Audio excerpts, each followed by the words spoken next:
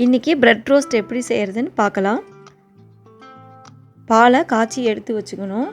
ஒரு பவுலில் 5 முட்டை இப்போ போட்டுக்கலாம். இந்த 5 முட்டை வந்து ஒரு பாக்கெட் ப்ரெட்டுக்கு நான் அளவு எடுத்திருக்கேன். நீங்கள் உங்களுக்கு தேவையான அளவுக்கு நீங்கள் முட்டை எடுத்துக்கலாம். இப்போ முட்டையை நல்லா மிக்ஸ் பண்ணிடணும். கலந்து விட்டுட்டு ஒரு கப்பு சுகரையும் அதில் ஆட் பண்ணி நல்லா மிக்ஸ் பண்ணிடலாம். சுகர் நல்லா கரையிற அளவுக்கு மிக்ஸ் பண்ணிடலாம். மிக்ஸ் பண்ணிவிட்டு காய்ச்சி வச்ச பாலையும் இதில் ஊற்றிடுறோம். எல்லா இடத்துலையும் நல்லா முட்டை மிக்சிங் ஆகிற அளவுக்கு நல்லா எல்லாத்தையும் கலந்து விட்டுடணும். கலந்ததுக்கப்புறம் வேணும்னா எல்லோ பவுடர் கொஞ்சமாக சேர்த்துக்கலாம், ஆட் பண்ணிக்கலாம். இது ஆப்ஷனல் தான்.